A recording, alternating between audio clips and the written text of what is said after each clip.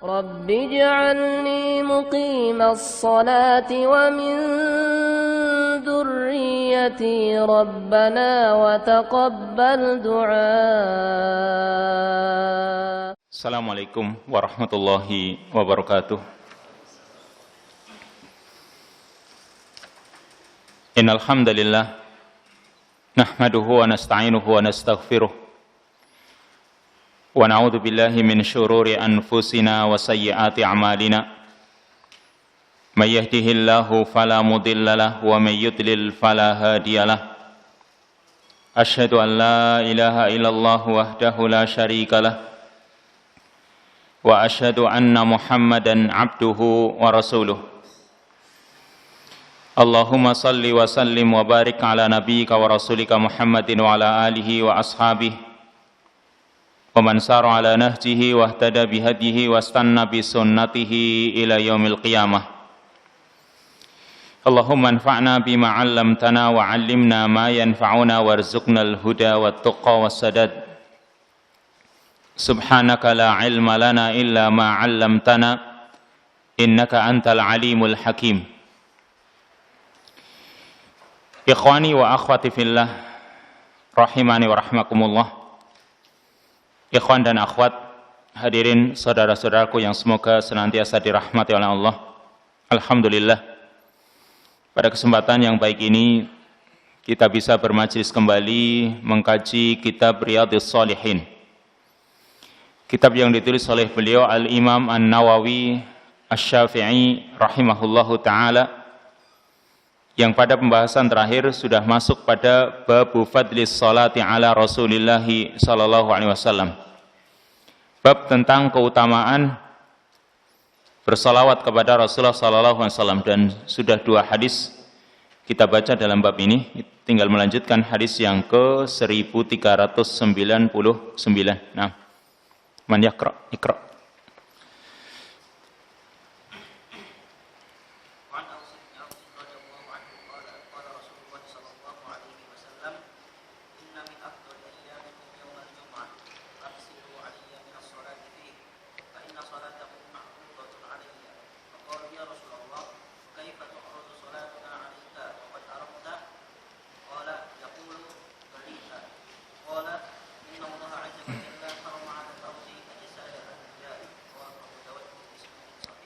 Hadis yang ke-1399. Wa an Aus bin Aus radhiyallahu anhu qala, hadis dari sahabat Aus bin Aus radhiyallahu anhu, dia berkata, qala Rasulullah sallallahu alaihi wasallam, Rasulullah sallallahu alaihi wasallam bersabda, inna min afdali ayyamikum yaumal jumu'ah. Sesungguhnya di antara hari-hari yang paling afdal, yaitu hari Jumat. Di antara hari-hari kalian yang paling utama yaitu hari Jumat. Fa'akthiru alayya minas salati fihi. Maka perbanyaklah oleh kalian bersalawat kepadaku di hari Jumat. Fa inna salatakum ma'rudatun alayya. Karena salawat kalian akan diperlihatkan kepadaku.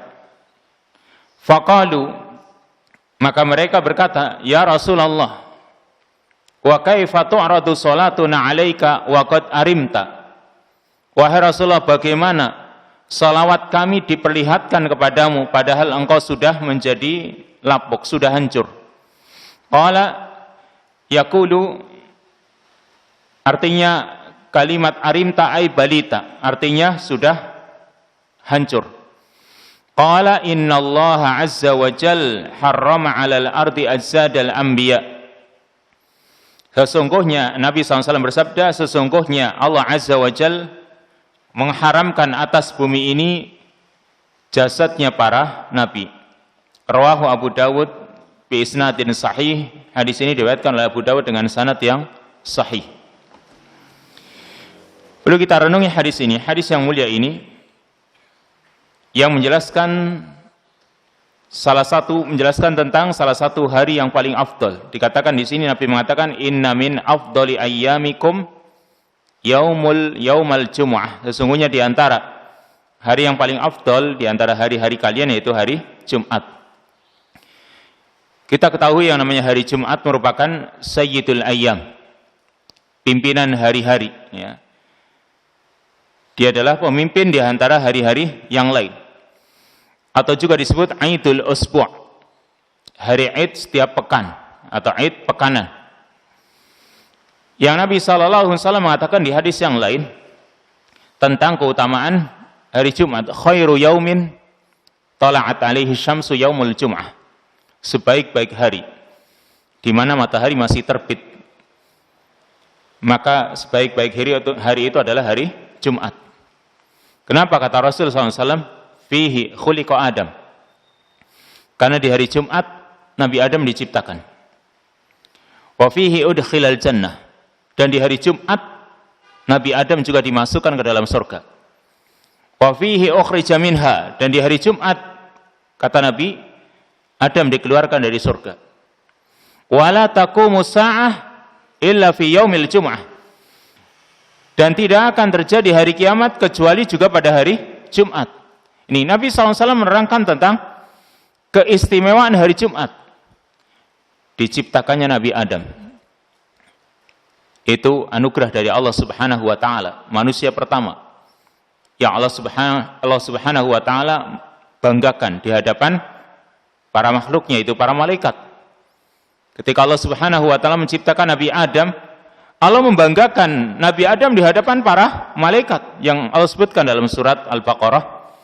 Wa id qulna lil malaikati wa id qala rabbuka lil malaikati inni ja'ilun fil ardi khalifah, kata Allah. Dan ingatlah ketika Rabbmu, Tuhanmu berkata kepada para malaikat, sesungguhnya aku akan menjadikan di bumi ini ya khalifah, seorang khalifah. Maka Allah membanggakan Nabi Adam di hadapan para malaikat. Berarti ini anugerah Allah Subhanahu wa taala.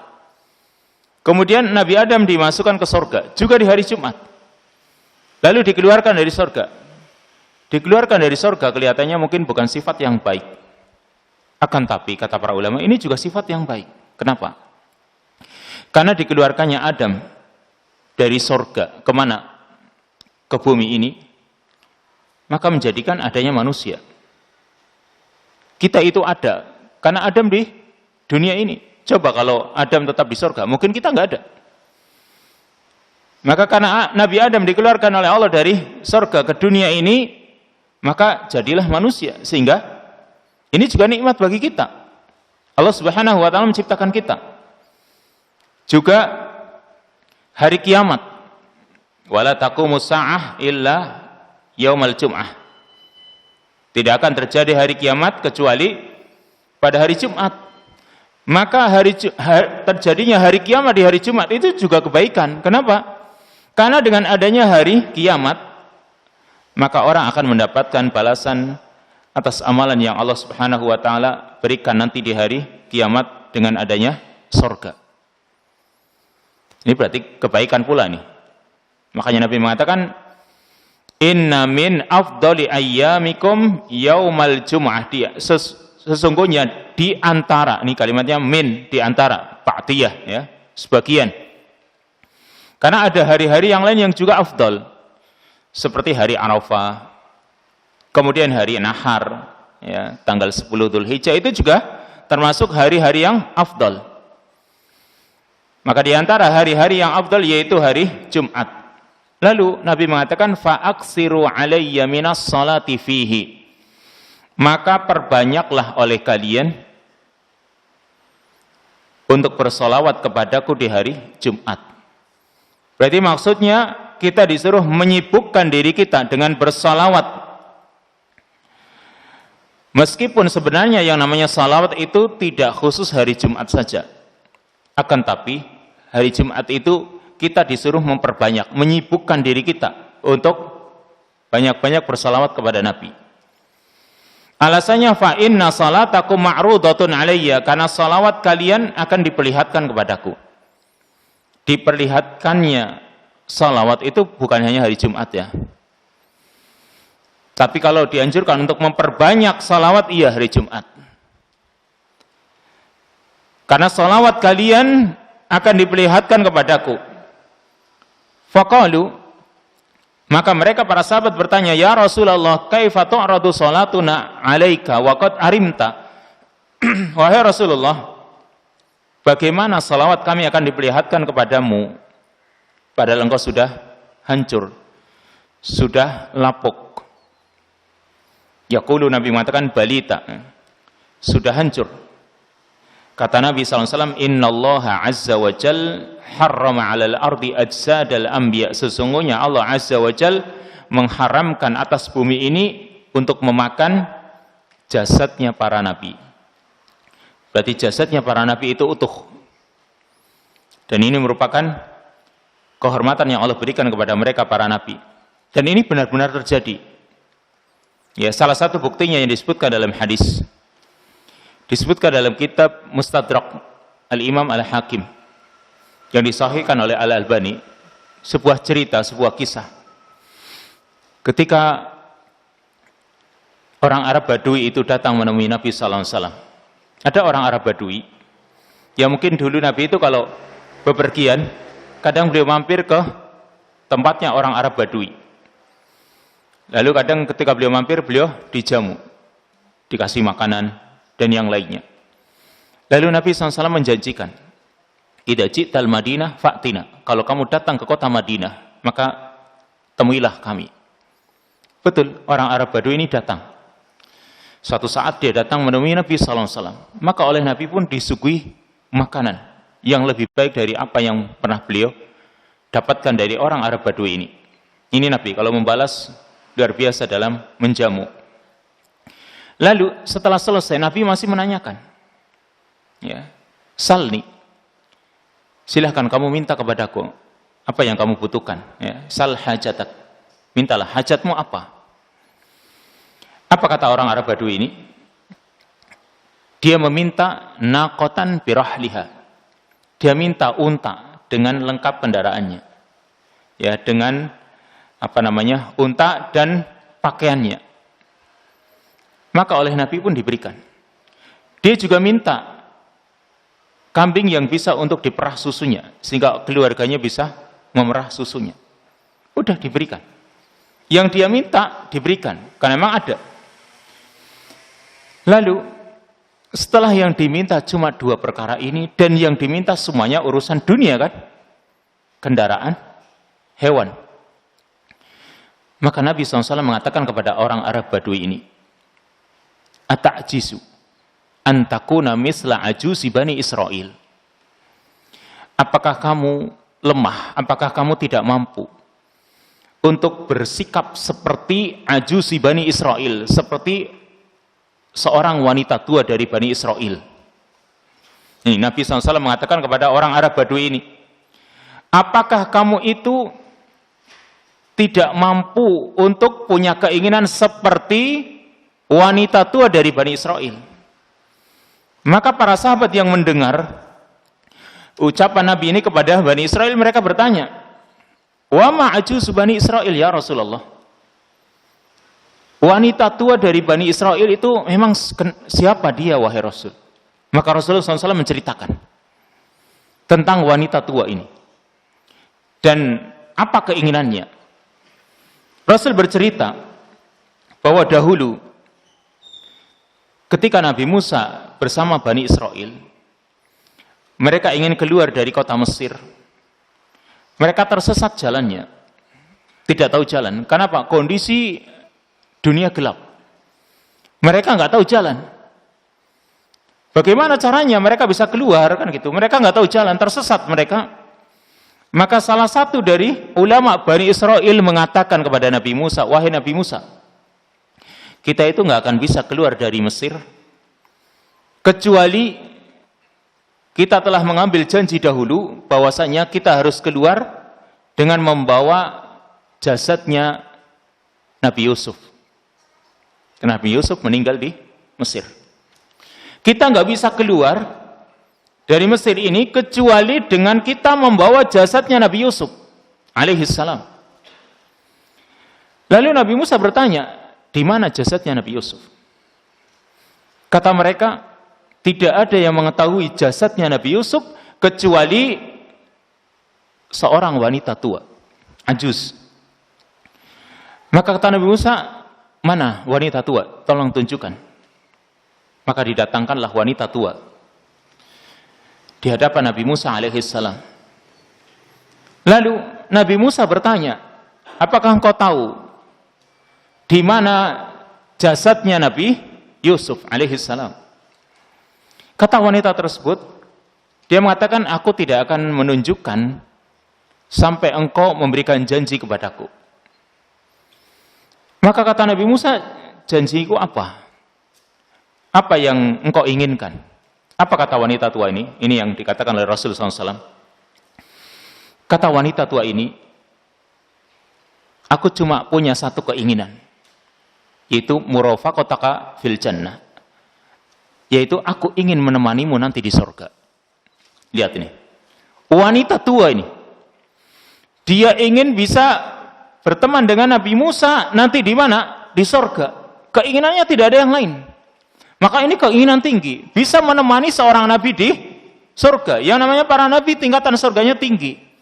Makanya dia ini punya himmah yang tinggi, punya cita-cita yang tinggi, bisa menemani Nabi Musa di surga.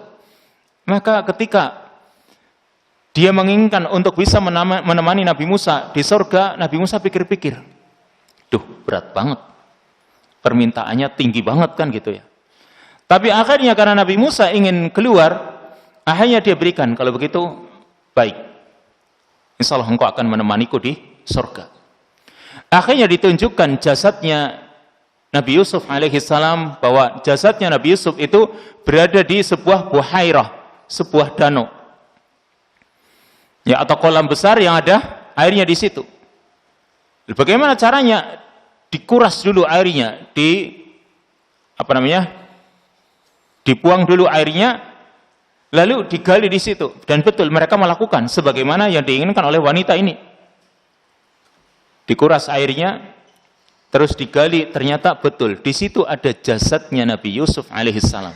Dan ketika dikeluarkan jasad Nabi Yusuf alaihissalam, dunia ini terang, sehingga mereka pun bisa keluar dari kota Mesir. Asyahid di sini, bahwasanya jasadnya para nabi itu masih ada. Ini salah satu contohnya. Ya, karena hadis ini disahihkan oleh Al-Albani disebutkan di dalam Mustadrak Al-Imam Al-Hakim. Jadi asyahid, ya, bahwasanya jasadnya para nabi itu masih ada dan tidak dimakan oleh tanah. Karena terbukti tadi, ya, ternyata jasadnya Nabi Yusuf alaihissalam masih ada. Maka kembali kepada hadis tadi, Nabi SAW mengatakan, Inna Allah Azza wa Jal harrama alal ardi ajzad al-anbiya. Sesungguhnya Allah Azza wa Jal mengharamkan atas bumi ini jasadnya para nabi. Sehingga kesimpulan dari hadis ini, yang pertama, Yaumul Jum'ah afdalul ayyam. Hari Jumat merupakan hari yang paling afdal. Ini tidak kita ragukan. Tapi tentunya karena hari Jumat itu hari yang afdal, kita gunakan untuk banyak-banyak beribadah kepada Allah Subhanahu wa taala. Termasuk yang kedua, anjuran untuk memperbanyak salawat kepada Nabi sallallahu alaihi wasallam khususnya di hari Jumat. Meskipun hari-hari yang lain juga dianjurkan sama. Insya Allah salawat kita itu akan diperlihatkan kepada Rasul sallallahu alaihi wasallam. Apalagi kalau diperbanyak, yaitu khususnya di hari Jumat. Kemudian al-anbiya, para nabi, mereka itu ahya fi kuburihim, mereka itu hidup di kuburan-kuburan mereka. Para nabi itu hidup, tapi tentunya kehidupan mereka berbeda dengan kehidupan di dunia ini, yang nanti akan dijelaskan di hadis berikutnya. Serta yang terakhir, salawat kita kepada Nabi Sallallahu Alaihi Wasallam atau untuk Nabi Sallallahu Alaihi Wasallam itu akan diperlihatkan, dan ini merupakan kemuliaan yang Allah berikan kepada beliau Sallallahu Alaihi Wasallam. Nah, hadis berikutnya.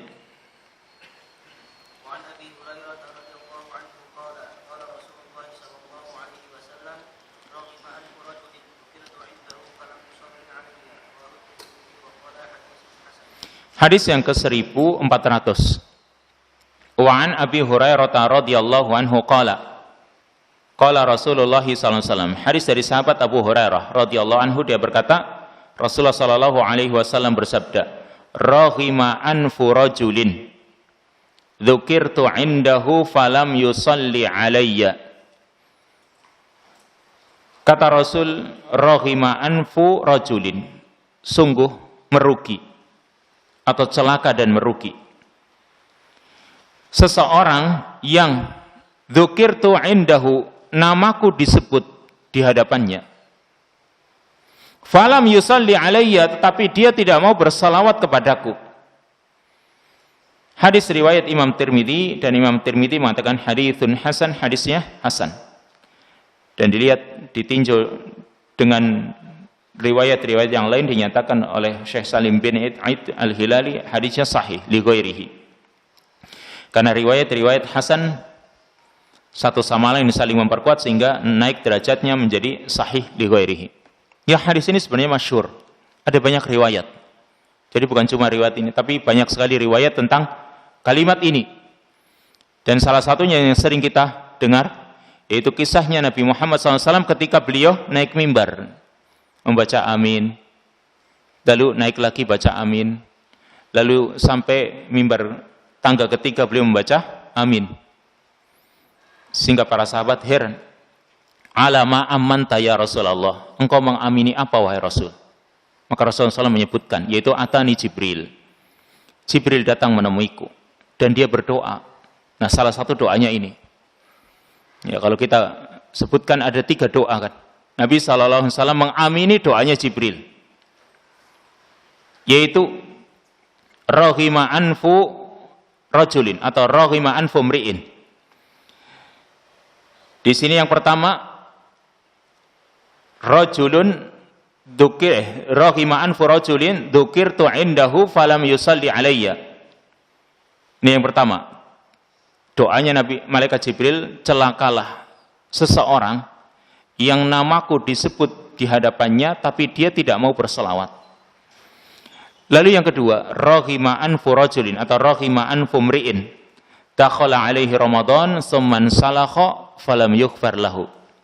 Celakalah orang yang masuk pada bulan Ramadan sampai bulan Ramadan itu selesai tapi dia tidak mendapatkan ampunan. Dan yang ketiga, yaitu raghima anfu mri'in, raghima anfu rajulin adraka indahu abawahu falam yudkhilahul jannah. Celakalah orang yang masih menjumpai orang tuanya atau kedua orang tuanya atau salah satu dari keduanya, tapi ternyata keduanya tidak memasukkan dirinya ke dalam surga. Masih menjumpai orang tua tapi tidak mengambil kesempatan untuk berbakti sehingga keduanya tidak memasukkan dirinya ke dalam surga. Nah, termasuk yang di sini yang sedang kita bahas, yaitu yang pertama ini. Dzukirtu indahu falam yusalli alayya. Namaku disebut, ya, namaku disebut. Ketika disebut nama beliau sallallahu alaihi wasallam, lalu orang tidak berselawat, maka ini berarti menunjukkan sikap kerasnya orang tersebut. Dan tidak ada kecintaan kepada Rasulullah sallallahu alaihi wasallam. Sudah kita terangkan, orang yang banyak mencintai atau orang yang mencintai biasanya dia banyak menyebut-nyebut. Tapi karena dia tidak mau mengambil kesempatan, didoakan oleh Rasulullah SAW, raghima anfu rajulin. Perhatikan kata raghima anfu rajulin. Ya, kata raghima ai lasku bit turab. Arti asalnya raghima anfu yaitu ditempatkan pada tanah, yaitu hidung ditempatkan, ditempelkan pada tanah yang menunjukkan kehinaan, ya. Ini kalimat raghima anfu menunjukkan bahwasanya orang itu hina, orang itu rendah. Karena kalimat raghima anfu berarti hidung ditempelkan ke tanah. Yang namanya hidung itu adalah anggota wajah yang paling mulia. Ditempelkan di tanah yang berarti orang itu terhina. Maka maksudnya di sini raghima anfu, ya, bisa berarti doa semoga celaka atau pemberitahuan, ya, sungguh celaka, ya, sungguh celaka dan merugi. Ini bisa pemberitahuan dari Nabi SAW bahwa orang itu celaka, atau ini doa dari Nabi SAW. Nabi mendoakan semoga celaka dan merugi.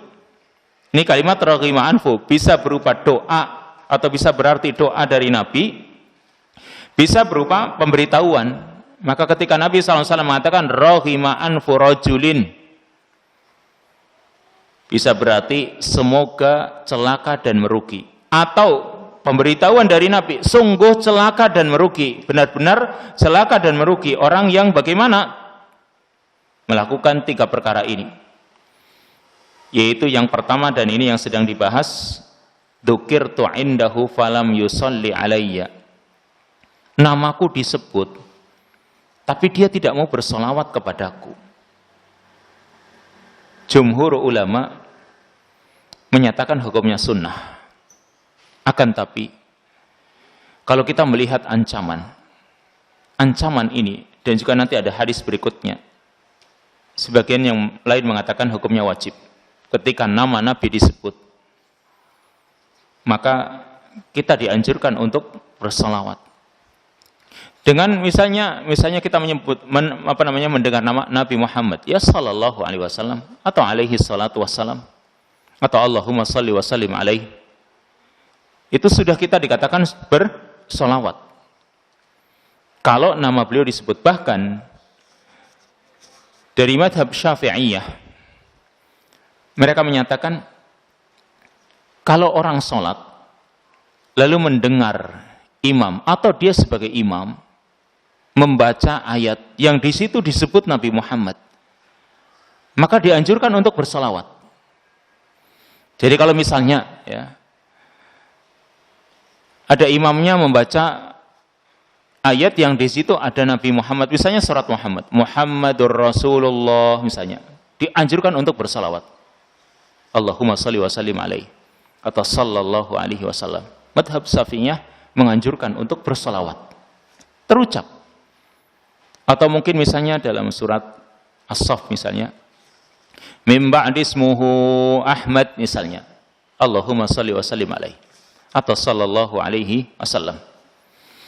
Berarti seperti itu, madhab Syafi'iyah menganjurkan untuk mengucapkan salawat ketika nama Nabi disebut, sekalipun dalam salat, apalagi di luar salat. Yang kita, ya, kondisinya bisa saja mengucapkan kata-kata yang lebih dari apa yang kita ucapkan ketika salat. Makanya sangat dianjurkan kita untuk bersalawat. Meskipun tadi jumhur menyatakan hukumnya sunnah, tidak wajib. Tapi ada yang mengatakan wajib. Yang kesimpulan dari hadis ini, ada 2 kesimpulan. Yang pertama, wujubus sholati wassalami ala Rasulillahi sallallahu alaihi wasallam idza dzukir. Wajibnya bersalawat dan mengucapkan salam kepada Rasul sallallahu alaihi wasallam ketika beliau disebut namanya. Ini mu'alif atau Syekh Salim bin Aid Al-Hilali menyatakan wajib. Karena tadi ancaman, yaitu dinyatakan celaka dan merugi, itu kan ancaman. Dan orang berarti tidak mengambil kesempatan. Ini kesempatan emas. Mumpung nama beliau disebut, maka bersalawat. Yang kedua, as-salatu wassalamu ala Rasulillahi sallallahu alaihi wasallam bil qawli wal fi'l sababun fil izzati wal karamah fid dunya wal akhirah. Bersalawat kepada Rasul dan mengucapkan salam kepada beliau dengan ucapan dan juga perbuatan, yang berarti, ya, kita itu tunduk kepadanya, mengikuti sunnah-sunnahnya, itu dengan perbuatan.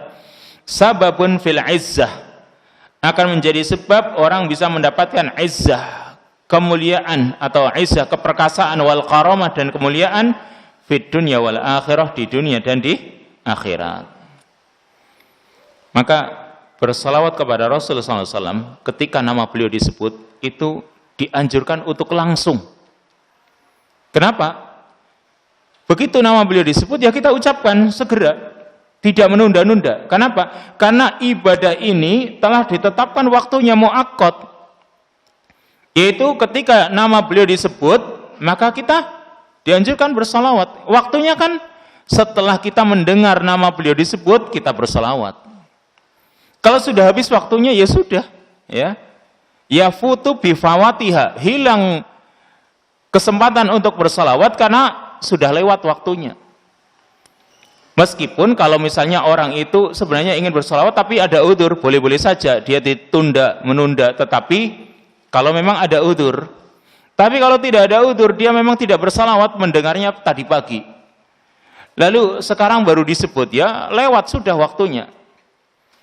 Kecuali tadi kalau memang mendengar tapi dia kondisinya dia tidak bisa untuk berselawat. Mungkin saja ada kondisi-kondisi di mana dia tidak bisa berselawat. Misalnya dia lagi buang hajat misalnya. Ya sudah, nanti setelah selesai.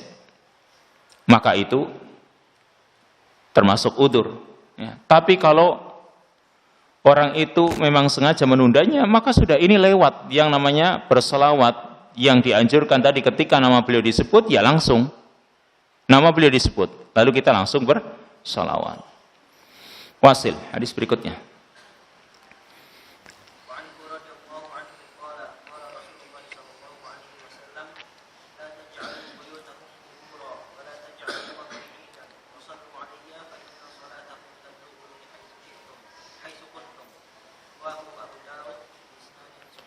Naam, wa anhu ay an Abi Hurairah radhiyallahu anhu, hadis dari sahabat Abu Hurairah radhiyallahu anhu, dia berkata, qala Rasulullah sallallahu alaihi wasallam, Rasulullah sallallahu alaihi wasallam bersabda, la taj'alu buyutakum qubura wa la taj'alu qabri 'idan.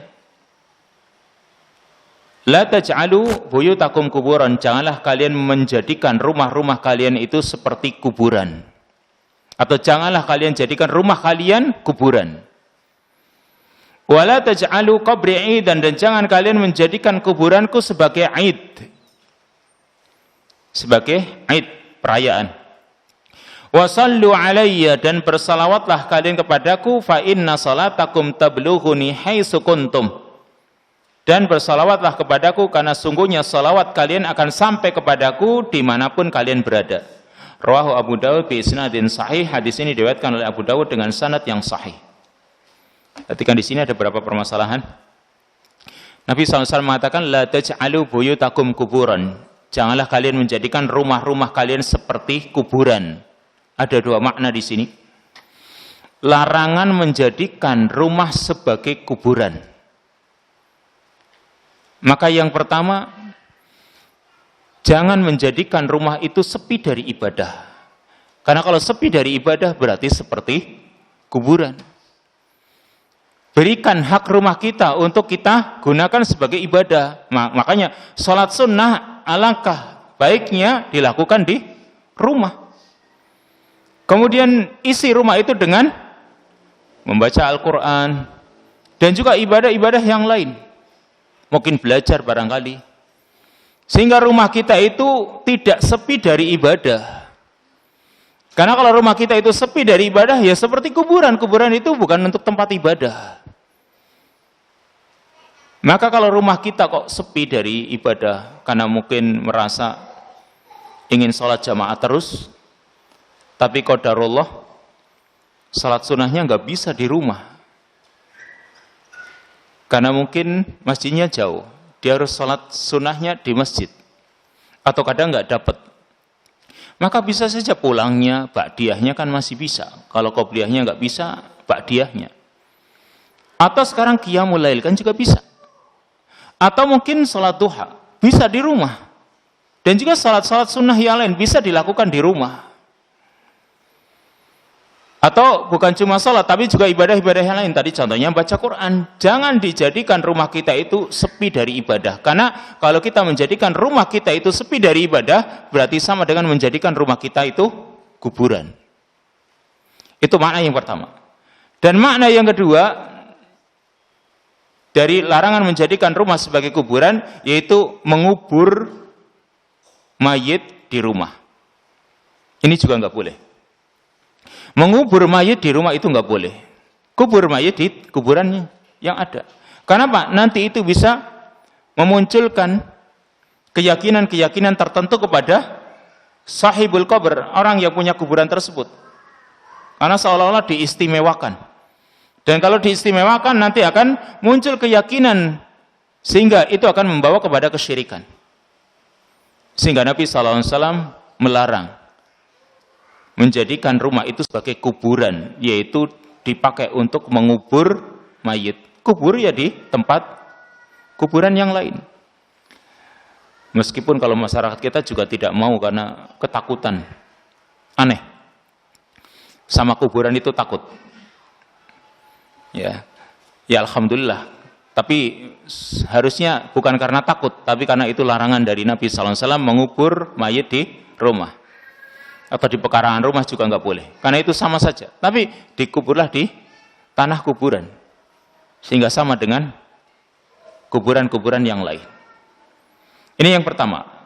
Lalu yang kedua, wala taj'alu qabri 'aidan. Kalimat kedua, dan janganlah kalian jadikan kuburanku sebagai 'aid. 'Aid itu apa? Ya. Maksudnya jangan menjadikan rumah sebagai kuburan, dikatakan di sini 'aidan, ya, aitattakallaful mu'awadah ila ziyaratil qabr. Yaitu kalian membebani diri dengan membiasakan untuk ziarah kubur, sering datang ke kuburan. Apalagi kadang waktu-waktu tertentu. Berarti kan yang namanya Aid asal kata Aid, ya seperti yang kita dengar Idul Fitri, Idul Adha, itu Aid namanya. Mengapa disebut Aid? Karena Aid itu suatu yang berulang-ulang, namanya Aid, ada ya'udu, mengulang kembali. Sehingga kata Aid, mengapa disebut Aid, ya hari raya? Karena apa? Suatu yang berulang-ulang, bisa berupa berkumpulnya banyak orang, dengan amalan yang diulang-ulang, atau mungkin waktunya yang berulang-ulang. Misalnya Jumat, itu juga Aid, karena apa? Waktu Jumat berulang-ulang. Sehingga Jumat itu juga disebut Aid. Nah, kalau sekarang menjadikan kuburan Nabi sebagai Aid, itu nggak boleh.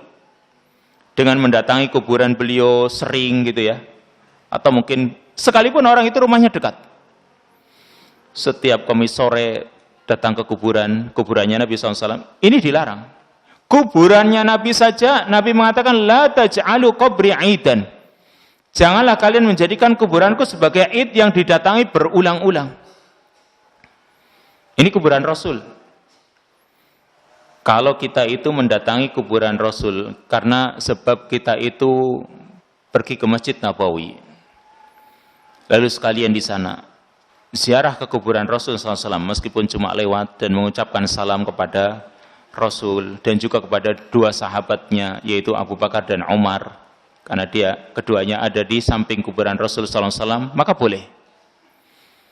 Tetapi kalau membiasakan dengan hari-hari tertentu, itu butuh dalil. Apalagi di sini Rasul Shallallahu Alaihi Wasallam melarang. Apalagi kuburan yang lain, kuburan Rasul saja tidak dibolehkan. Karena banyak orang yang kadang mereka datang setiap hari Kamis sore dengan dalil-dalil tertentu, bahwasanya ruhnya dikembalikan, sehingga ditemui oleh orang-orang yang datang ke kuburan orang tersebut dengan dibacakan ini dan itu. Maka semua itu dibutuhkan dalil yang sahih. Dan kebanyakan hadis-hadis yang menerangkan tentang hal itu dhaif. Maka ya, Nabi SAW pun memberikan solusi. Kalau Nabi melarang kuburan beliau dijadikan Aid, yaitu dikunjungi berulang-ulang, Nabi memberikan solusi, wasallu alayya, dan bersolawatlah kalian kepadaku. Nah ini solusinya. Karena orang kan kadang ingin mengunjungi kuburan Nabi. Untuk apa sih bersolawat? Maka Nabi SAW mengatakan, bersolawatlah kepadaku dimanapun kalian berada, karena salawat kalian akan sampai kepadaku. Ini solusinya. Kalau misalnya orang itu ingin ketemu dengan Nabi, kan nggak bisa. Tapi Nabi memberikan solusi. Kalau orang misalnya begini, kalau kita itu rindu, kangen dengan seorang yang sudah meninggal dunia, Lalu kita ingin ketemu dengan dia. Apa caranya? Ya mungkin ada banyak cara. Mungkin kadang kalau yang masih punya kenangan, ya yang dikasih sama orang tersebut, barangkali dia lihat kembali, sehingga dia mengingat kembali orang tersebut. Atau mungkin yang lain, hal-hal yang dibolehkan.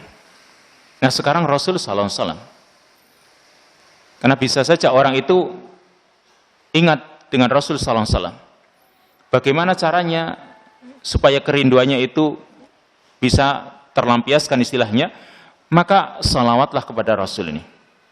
Wassallu alayya, ini solusinya. Bersalawatlah kalian kepadaku, fa inna salatakum tablughuni haitsu kuntum, karena salawat kalian akan sampai kepadaku dimanapun kalian berada. Berarti tidak perlu ke sana, tidak perlu mendatangi kuburan Rasul. Karena tadi mendatangi kuburan Rasul, apalagi menjadi kebiasaan, maka itu dilarang. Sehingga kalau misalnya dilarang, ya sudah tinggal salawat, insya Allah akan sampai kepada Rasul sallallahu alaihi wasallam. Ini Rasul ketika melarang memberikan solusi, solusinya salawat. Insya Allah salawat kalian akan sampai kepadaku. Ini Islam. Ketika melarang sesuatu, insya Allah Islam itu memberikan solusi adanya ibadah-ibadah yang dianjurkan. Yang kesimpulan dari hadis ini, pertama, la yajuzu syaddur rihali ila qabri Rasulillah sallallahu alaihi wasallam wa innama tusyaddu ila masjidihi. Tidak dibolehkan melakukan perjalanan atau safar ke kuburan Rasul sallallahu alaihi wasallam. Jadi kalau niatnya kita itu safar hanya ke kuburan Rasul, maka hukumnya terlarang. Wa innama tusyaddu ila masjidihi, akan tapi boleh melakukan safar perjalanan jauh untuk ke masjid Nabi sallallahu alaihi wasallam. Niatnya ke masjid Nabi. Karena masjidnya Nabi, Masjid Nabawi termasuk salah satu di antara 3 masjid yang terdapat nas dibolehkannya orang melakukan safar niatnya ke masjid. Lalu kalau sudah sampai, dikatakan di sini fa idza wasala al-'abdu masjid Rasulillah sallallahu alaihi wasallam tustahabbu lahu ziyaratul qabr. Dan jika orang sudah sampai ke masjidnya Rasul, maka dianjurkan dia untuk berziarah ya ke kuburan Rasul sallallahu alaihi wasallam. Ini yang pertama. Yang kedua, al-haddu ala salati wassalami ala Rasulillah sallallahu alaihi wasallam aina makana al-'abdu. Dianjurkan untuk mengucapkan salawat dan salam kepada Rasul sallallahu alaihi wasallam dimanapun kondisi atau dimanapun hamba itu berada. Karena salawat itu akan sampai kepada Rasulullah SAW, karena Allah subhanahu wa ta'ala disebutkan dalam hadis sahih riwayat Ibnu Mas'ud, Allah subhanahu wa ta'ala mewakilkan seorang malaikat untuk menyampaikan salawat itu kepada Rasul. Jadi salatnya orang-orang yang bersalawat dan mengucapkan salam kepada Rasul dibawa oleh malaikat disampaikan kepada Rasulullah SAW. Dan nanti juga ada hadis berikutnya yang menerangkan tentang hal itu. Maka itu yang menjadi solusi bagi orang-orang yang mungkin dia ingin bertemu dengan Rasulullah SAW. Yang insya Allah nanti di hari kiamat semoga kita bisa bertemu, bisa mendapatkan syafaat Rasul, bisa meminum dari telaganya Rasul sallallahu alaihi wasallam. Nah, wasil.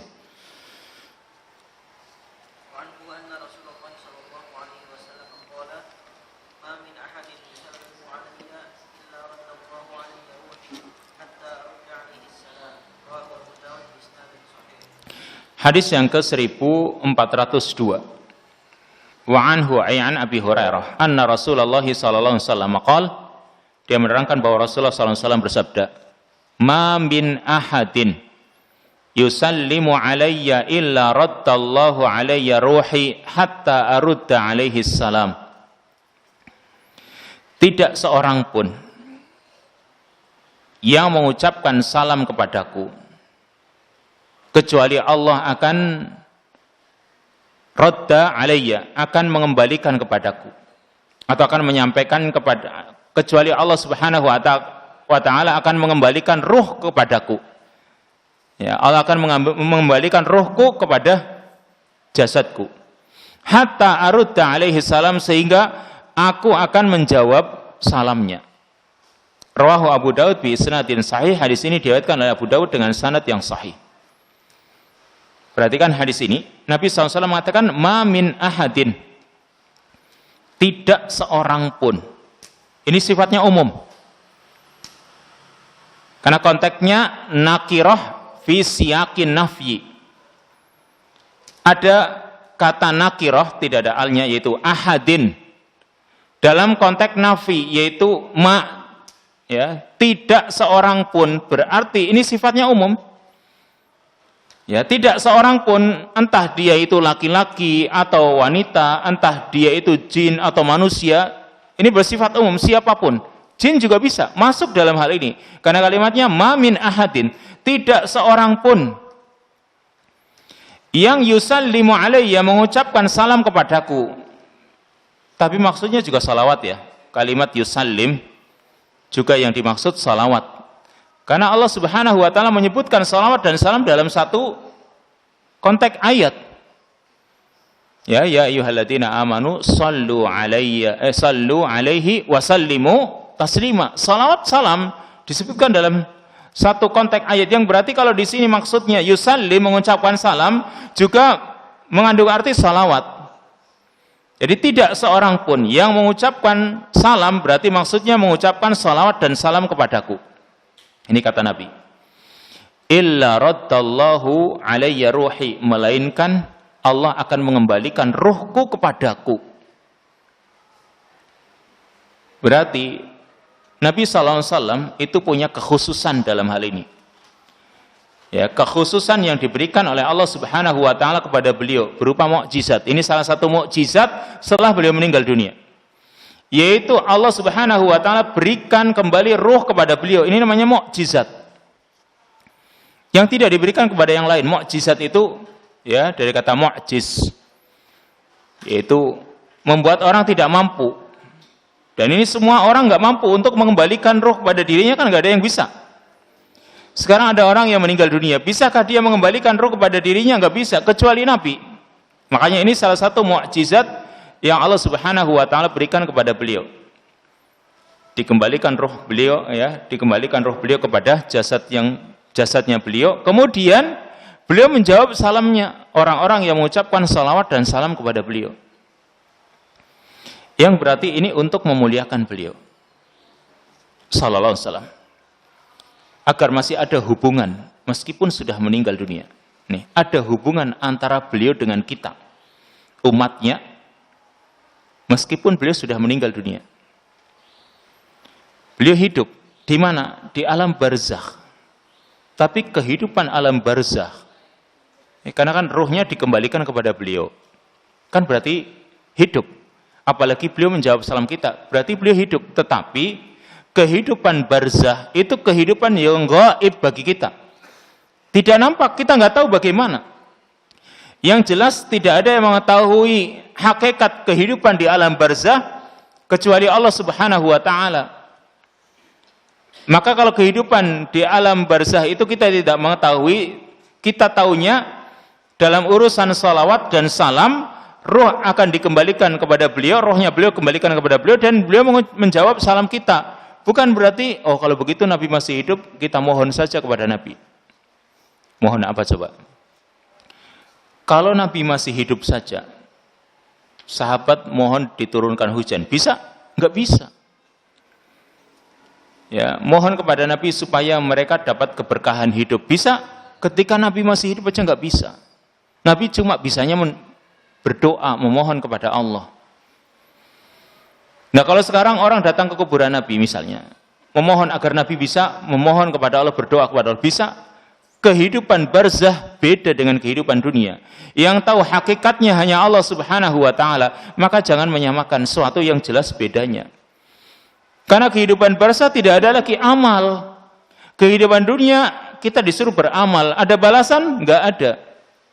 Di alam barzah ada adab kubur, ada naimul qabr. Ada nikmat kubur, ada adab kubur. Tentunya beda. dengan kehidupan dunia ini, karena nggak ada amalan di sana. Sekarang ada kenikmatan nggak? Ya ada, cuma bukan sebagai balasan dari amalan kita, karena amalan kita nanti dibalas di akhirat. Demikian kesimpulan dari hadis ini. Ruhu Rasulullah sallallahu alaihi wasallam laisat mustaqirrah fi jasadihi asy-syarif. Bal hiya turaddu ilaihi liyarudda salam ala man sallama alaihi minal muslimin. Ruhnya Rasulullah SAW itu tidak menetap di jasad beliau yang mulia. Bukan berarti ruhnya ada di jasad beliau terus. Bal hiya turaddu alaihi, akan tapi dikembalikan kepada Nabi supaya Nabi menjawab salam orang yang mengucapkan salam kepada beliau. Meskipun ada pertanyaan, ya capek ya, cabut lagi, masukkan lagi, cabut. Apalagi yang salawat kan banyak, hampir semua di dunia ini mungkin salawat. Gimana nih? Itu bukan urusan kita. Ya itu bukan urusan kita. Kita sekarang bersalawat. Antum juga mungkin bersalawat. Allahumma sholli wa sallim ala nabiyina Muhammad. Misalnya, antum juga bersalawat. Gimana nih? Kembali lagi, cabut lagi, kembali lagi, capek. Itu bukan urusan kita. Yang jelas Allah Subhanahu wa taala mengembalikan ruh kepada jasadnya Nabi dan Nabi menjawab salam kita. Tugas kita itu cuma bersalawat, bukan mengotak-atik tentang bagaimana caranya. Karena ini kehidupan yang gaib bagi kita. Alam barzah ini gaib bagi kita. Yang kedua, hayatu Rasulullah SAW fi qabrihi akmalu hayatin yahyaha insanun fi al-barzakh. Kehidupan Rasulullah SAW di alam kuburnya itu adalah kehidupan yang paling sempurna yang dijalani oleh manusia di alam barzakh. Walakinnaha, akan tetapi perlu diketahui nih ya. Ulangi tadi. Kehidupan Rasul di alam kuburnya itu adalah kehidupan yang paling sempurna yang dijalani oleh manusia di alam barzakh. Walakinnaha hayatun la tushbihu hayatad dunya, akan tetapi kehidupan di alam barzakh itu adalah kehidupan yang tidak sama dengan kehidupan dunia. Fala ya'lamu haqiqataha illallah subhanahu wa ta'ala, tidak ada yang mengetahui hakikatnya kecuali Allah subhanahu wa ta'ala. Walidhalik, karena itu la yajuzu qiyasul hayatil barzakhiyah ala dunyawiyah. Karena itu tidak dibolehkan mengkiaskan, menyamakan kehidupan alam barzakh dengan kehidupan dunia. Fatu'ta wahidatun minhuma ahkamal ukhra, sehingga salah satu dari dua kehidupan ini diberikan hukum-hukum yang kehidupan yang lain. Maksudnya kehidupan barzakh dianggap seperti kehidupan dunia sehingga bisa melakukan seperti kehidupan dunia. Jangan, ini namanya memberikan hukum yang bukan haknya, kan gitu. Sebagaimana keadaan orang-orang yang mungkin bimbang dalam hal ini sehingga menganggap karena Nabi masih hidup berarti bisa diminta-minta. Ini namanya menghukumi kehidupan barzakh seperti kehidupan dunia. Masing-masing punya hukum tersendiri. Intinya di alam barzakh itu ada kenikmatan, ada adab, tergantung orang yang berada di dalamnya. Ada yang diadab seperti alu Fir'aun yang Allah Subhanahu wa taala sebutkan di dalam ayat. An-naru yu'raduna 'alaiha ghuduwwan wa 'ashiyya. An-naru yu'raduna 'alaiha ghuduwwan wa 'ashiyya. Api neraka diperlihatkan kepada mereka di pagi hari dan di sore hari. Kepada siapa? Kepada Fir'aun dan bala tentaranya. Itu di mana? Maksudnya di alam barzakh. Jadi di alam barzakh mereka itu sudah dinampakkan api neraka. Tapi mereka masuk belum? Belum. Karena kalimat berikutnya, ya. Wa yauma taqumu sa'ah adkhilu ala fir'auna asyaddal adab, dan di hari kiamat nanti masuklah kalian wahai alu Fir'aun kepada adab yang pedih. Berarti mereka belum masuk neraka, cuma diperlihatkan. Berarti di mana? Di alam barzakh mereka itu sudah mendapatkan adab, apalagi nanti di akhirat. tentu mereka akan mendapatkan adab yang lebih pedih lagi. Intinya ada adab kubur. Juga Nabi SAW pernah melewati 2 kuburan kan? Nabi SAW mengatakan keduanya tidak disiksa kecuali karena dosa kecil. Faedah yang terakhir, al-haddu ala salati wassalami ala Rasulillah SAW liyahdal abdu biraddi Rasulillah sallallahu alaihi wasallam. Anjuran, dorongan untuk bersalawat dan mengucapkan salam kepada Rasulullah SAW supaya hamba itu bisa mendapatkan jawaban dari Rasul. Kalau kita mengucapkan salawat dan salam, maka kita itu akan mendapatkan balasannya atau jawabannya dari Rasulullah. Wasil, satulah hadis lagi.